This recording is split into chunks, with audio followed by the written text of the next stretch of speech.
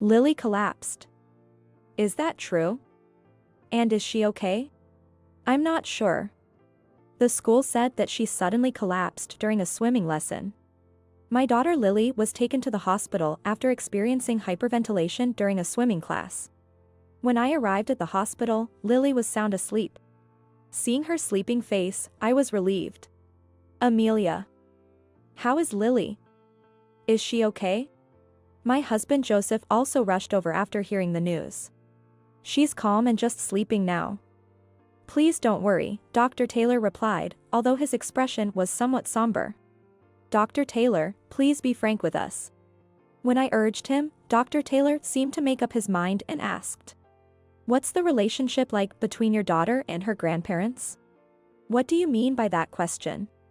I'm asking whether the relationship between your daughter and her grandparents is going well, Dr. Taylor reiterated. Taken aback by the sudden question, I was at a loss for words. Hey, you. Stop insulting my dad and mom. Joseph was trembling with anger as he spoke. From the vein throbbing on his forehead, I could tell that he was seething with rage. What's wrong with you?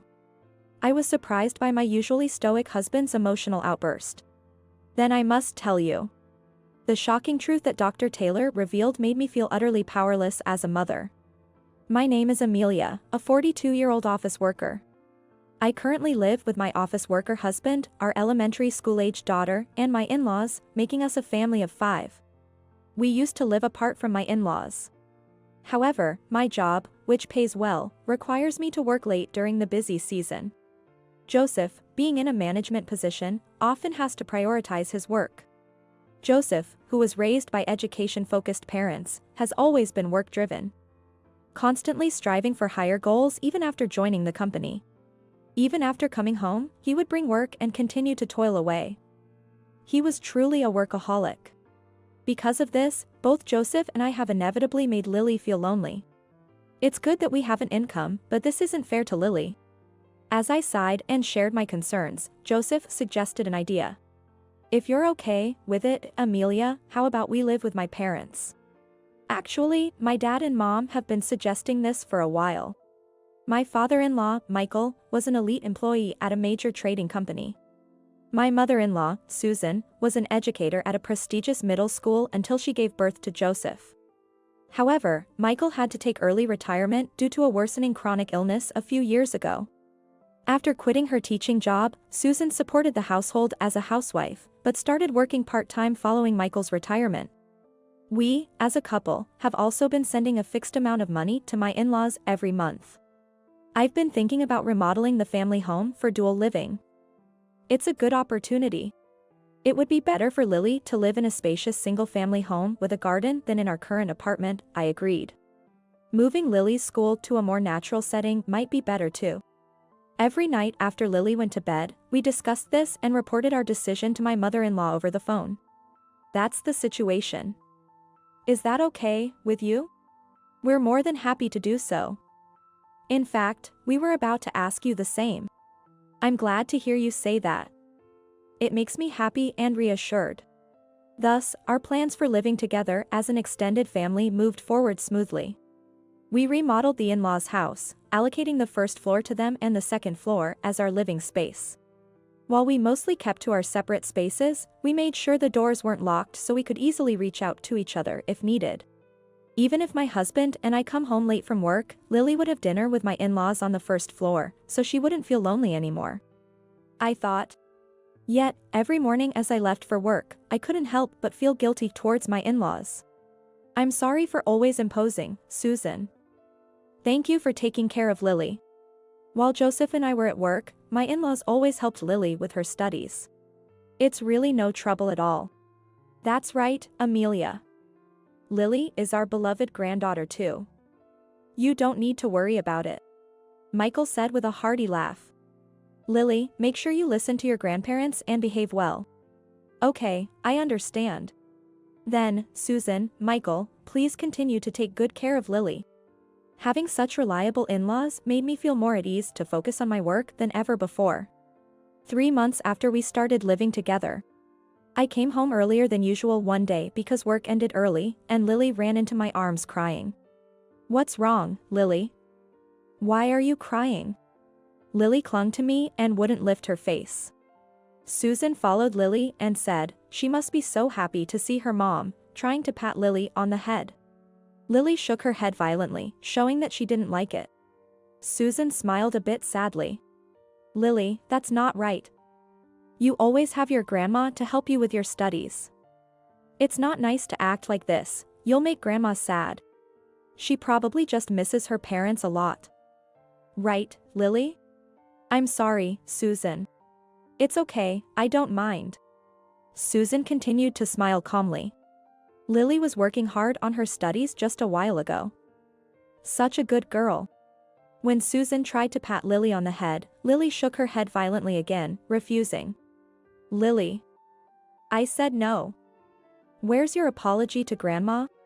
When I scolded her, Lily reluctantly turned her face towards Susan and apologized with a trembling voice, sorry, Grandma.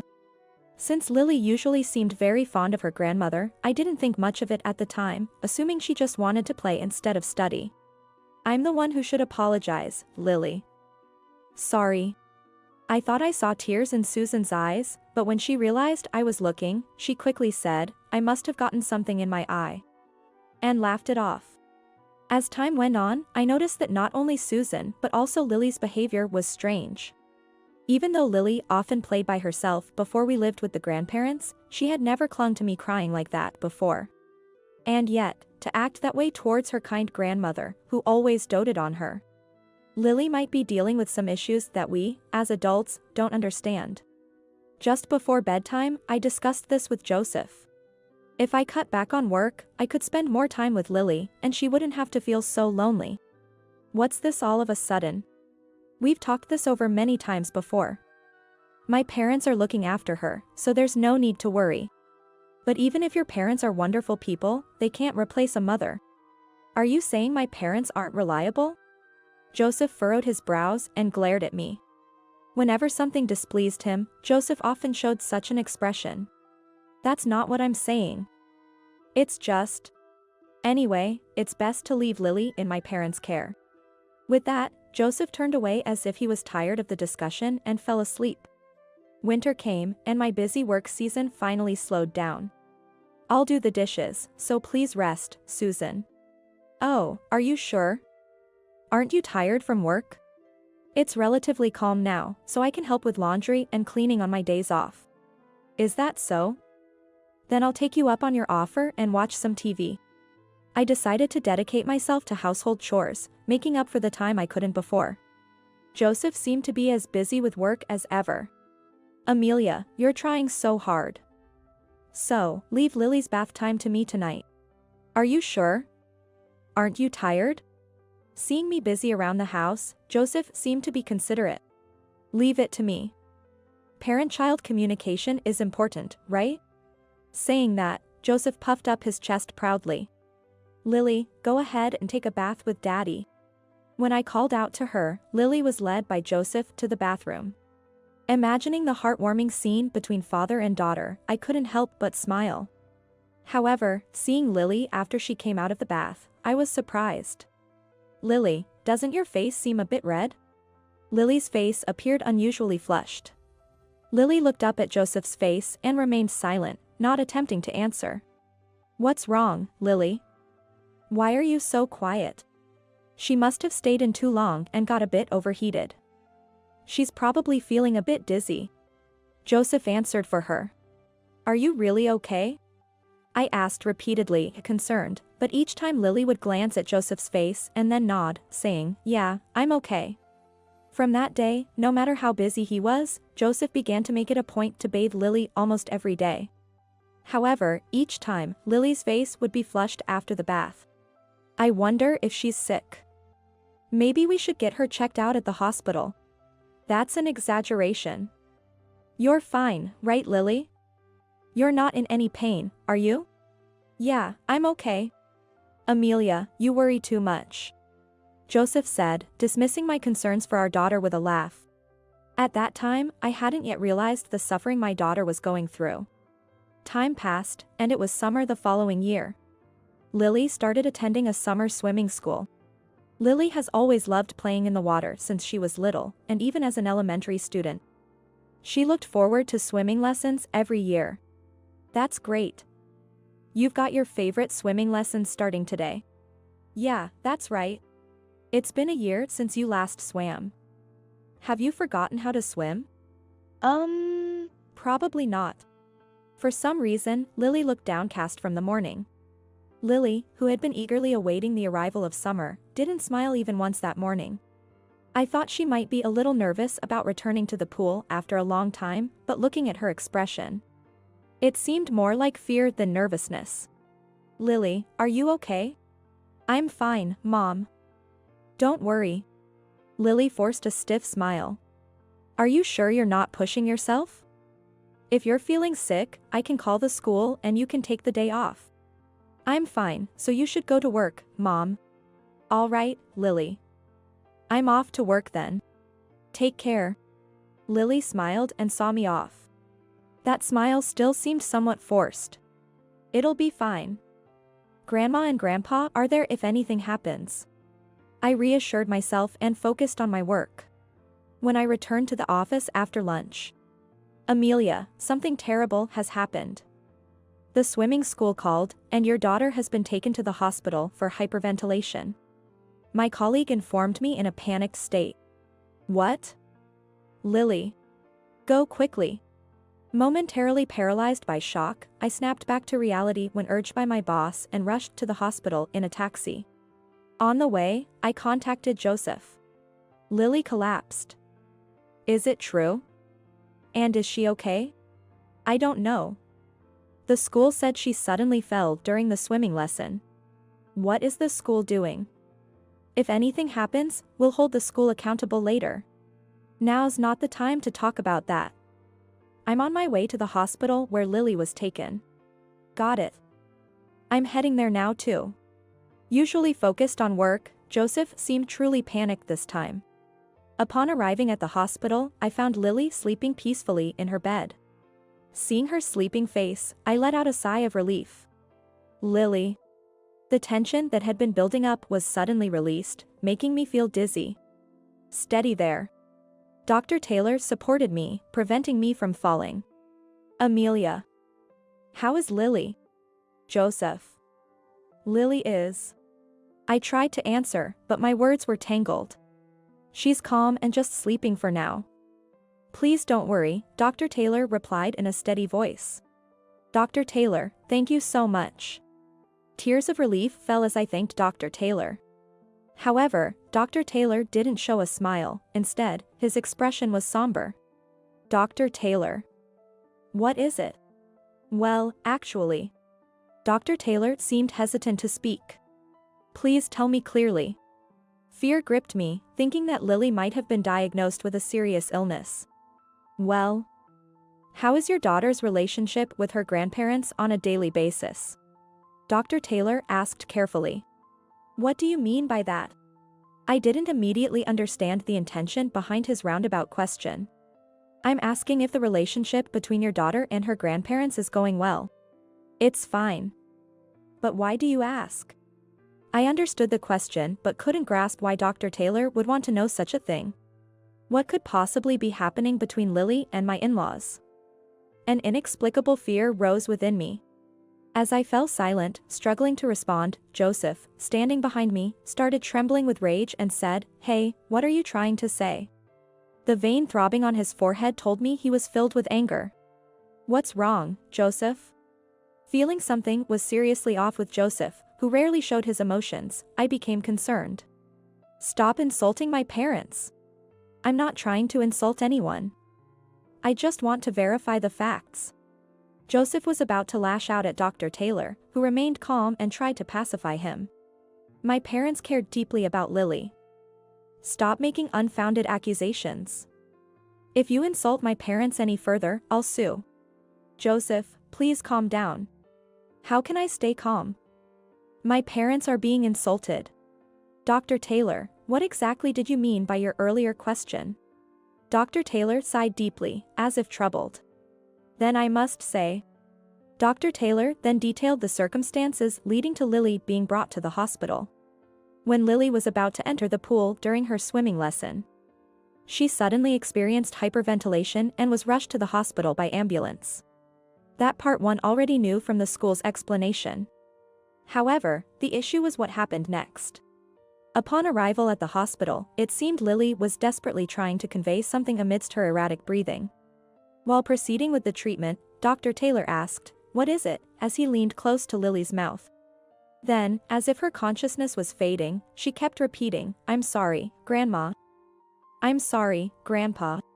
To apologize repeatedly to her grandparents even in such a dire situation indicates she must have had some significant experiences with them.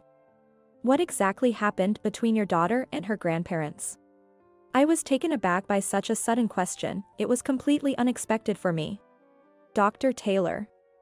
I don't understand what you're trying to say, I asked, but my gaze was not on Dr. Taylor but on my husband, who seemed even less composed than me. What's with that look? You know something, don't you? Joseph's odd behavior led me to believe he was hiding something. I don't know what you're talking about. This doctor is spouting nonsense. It's impossible that my parents did something terrible to Lily. Joseph, who was furious just moments ago, suddenly burst into laughter. It was as if he was trying to cover up something he didn't want me to find out. It's not nonsense. I'm merely stating the facts. And I never said your parents did something terrible to your daughter. All right then, I'll make it clear. I suspect that the grandparents might have been causing your daughter distress on a regular basis. Which is why I've also contacted Child Protective Services. Don't intrude on our family. In cases of suspicion, it's my duty as a doctor to promptly notify the relevant authorities. Dr. Taylor argued back just as strongly. Perhaps disturbed by the adult's noisy argument, Lily woke up. Mom? Lily, you're awake. Oh, I was worried. I rushed to Lily and hugged her tightly as she sat up. You can take her home today, there should be no problem, said Dr. Taylor. To which Joseph responded, of course. How could I leave her with such an irresponsible doctor? Let's go home, Lily. And tried to forcibly make her walk by grabbing her hand. Don't touch her. Before I could think, I had pulled Lily's hand away from Joseph. Tension filled the air between Joseph and me, but I was more concerned about Lily's mental state. In the taxi on the way home, Joseph kept grumbling that doctor was just lying, trying to make my parents out to be the bad guys. I couldn't take his words at face value and remained silent. What, do you suspect my parents too? It's not that, but... Lily. Grandma and Grandpa didn't do anything terrible to you, right? Yes. Nothing bad. See? Lily says nothing bad happened. That doctor was just making things up. It was clear to me that Lily wasn't answering of her own will but was being coerced by Joseph's domineering attitude. Seeing Lily's frightened face, I couldn't help but wonder what had happened between her and my in-laws. Lily must have endured something horrific behind my back, something so dreadful she couldn't even speak to me about it. There must have been something significant for Dr. Taylor to contact Child Protective Services. However, confronting them directly would only lead to denials, and without evidence, there was nothing I could do. There was no evidence anywhere that those two were harassing Lily. Hey, are you listening? I snapped back to reality at Joseph's shout. Sorry, what did you say? Don't make me repeat myself. If those child services people come knocking, don't let them in, understand? Why not?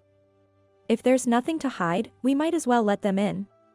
Let them have a good look around the house and see for themselves that there's nothing amiss. Despite knowing it was futile, I countered. What if that starts rumors in the neighborhood?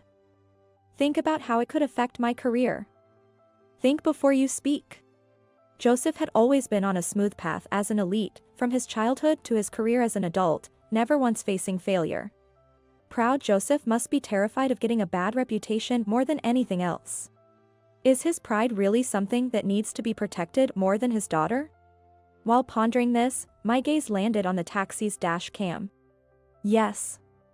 That's it. I remembered a certain fact that I had forgotten to tell my in-laws and Joseph. The next day, I pretended everything was normal with my in-laws and Joseph, but I took a leave of absence from work. I killed some time at a friend's house and waited at the school gates for Lily to finish school. Lily. Over here. Lily looked surprised to see me but also seemed relieved. Mom, what's going on? I'll explain later. Let's catch a flight together now. Then we took a bus to the airport and flew to my hometown. From that night until the next morning, Joseph called me repeatedly. Feeling utterly annoyed, I reluctantly answered after several calls. What's going on? Where did you take Lily? To a safe place out of your reach. What? Don't joke with me. Come back and explain properly. I have no intention of coming back. A phone call is enough for explanations. Then at least bring Lily back. Give her back to us. Joseph was yelling over the phone. I calmly replied, I refuse. Why? What on earth did we do? If you don't remember, let me enlighten you. Because you kept doing things to Lily every day that she hates. My suppressed anger exploded all at once. I explained everything to Joseph in order of events. On the way back from the hospital, I saw the taxi's dash cam and remembered that we had installed a camera in the living room. The camera was installed to watching over our elderly in-laws and Lily. It would alert my phone immediately if anything unusual happened. The ground floor was the living space of my in-laws, and Lily could come and go as she pleased when Joseph and I were at work. Shortly after we started living with my in-laws, Susan began forcing Lily to wash dishes and do the cleaning. Initially, I thought it was Susan's way of teaching household chores to her granddaughter, but Susan never guided her. Just watching Lily with Michael. Lily quietly did as she was told. However, after finishing her tasks, Susan stopped Lily from going upstairs, saying in a somehow sad voice, "Please clean the bathroom next." But, I have homework. Sorry, but please, just do as you're told. A child who can't do this cannot stay in our house. So please, do as you're told. Okay? It's for your own good. Saying this, Susan grabbed Lily's wrist and forcibly tried to take her outside. Please, just listen, Lily. The surveillance camera, though it picked up a bit of background noise, was good at capturing the sounds clearly, allowing Susan's voice to be distinctly heard. Interestingly, even as she gave orders, Susan sounded somehow sad. Grandpa, help. When Lily sought help, Michael did not admonish nor appease Susan but merely watched quietly from the sidelines. Faced with this unbelievable reality unfolding on the screen, I was speechless. The harassment from my in-laws towards Lily seemed to continue almost every day when I wasn't home. I couldn't believe that Susan could do such a thing behind my back. I was shocked. I told Joseph about the harassment from my in-laws towards Lily, without mentioning the surveillance camera. Misunderstanding something, Joseph angrily exclaimed, "That girl. Even after all the disciplining, she talked? Was it not enough? So, you were the root cause after all? Huh? I did mention your mother, but I never said a word about you being involved. You tricked me. That's the lowest of the low. To do such a thing to our elementary school-aged daughter? Who's really the lowest now?" I found myself reminiscing about the days when Joseph used to bathe our daughter, Lily, in the tub. I know what you did to Lily in the bath. There was no proof, but I decided to bluff. It was educational. She started to dislike studying and was content with just getting 90 on her tests, so I thought I'd re-educate her a bit. Re-educate? How dare you say such a thing? Lily is terrified. All I said was she couldn't leave the bath until she answered my questions correctly. Joseph had unwittingly confessed. Joseph. When Dr. Taylor asked you about Lily and your parents at the hospital, you were furious. But that wasn't because you were protecting your mother. You were afraid it would come out that you were forcing them to do such things against their will. And you refused intervention from child services for the same reason. The surveillance camera footage clearly showed Joseph threatening his parents. Susan and Michael weren't doing things to upset Lily willingly. The reason Lily's face was always flushed when she came out of the bath was that Joseph wouldn't let her out for extended periods. The bathing experience had become traumatic for Lily, making her extremely averse to water. And then, on the day we had swimming class at school, just attempting to enter the pool brought back painful memories.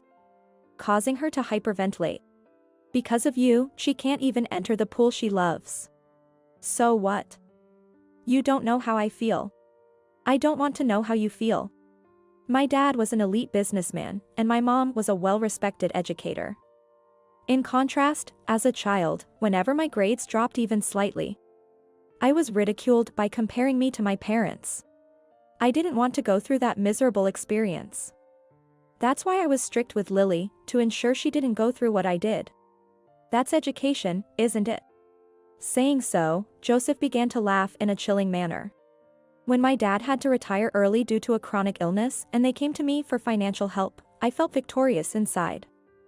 I thought, now, the tables have turned. I'll support you financially, but in return, discipline Lily strictly. That was the condition on which I agreed to live with them. Knowing Joseph's twisted true intentions sent a chill down my spine. I've recorded this call. And not just this, but the surveillance camera also has everything recorded, including how you threatened your mother. With this evidence, I will protect her. You're finished. Wait, just wait. We can talk this out. Joseph was panicking at the last moment, but I had nothing more to say and hung up the phone, blocking his number. I went to the police and child services with the surveillance footage, the recording of the call, and the medical report from the hospital. This is terrible. The evidence is clear, both in video and audio. The responding officer promised immediate action. Later, a new revelation from Lily shocked me further. When I asked her why she hadn't come to me sooner, Lily, in tears, answered. Because Dad said if you didn't behave, he'd do the same to you. I didn't want you to go through bad things. Lily had been threatened by her own father all along. To protect me, she kept her fears and anxieties to herself, even though she was still so young. Despite her own suffering, she was trying to protect me. I failed to see the pain my daughter was enduring. Was I even a mother? Ashamed of my failure, I hugged my sobbing daughter tightly. I'm sorry, Lily. It was all my fault. It's not your fault. Because you saved me. Hearing the warmth in her voice, my tears wouldn't stop. Of course. I am on your side. No matter what happens, I won't leave you alone. I love you so much, and I'll always protect you. I swore in my heart never to let her go through such sadness again. In the end, the medical report from Dr. Taylor and the recording of the call were decisive, and Joseph was arrested for assault. But the in-laws were shown some leniency. Some time had passed since then. My in-laws with gaunt faces visited my parents' house. I'm sorry, Amelia. Lily. It's too late for us to apologize now, but we're truly sorry. We knew it was wrong, but we just couldn't refuse his demands. We're such failures as parents. Please don't apologize. You can see in the footage.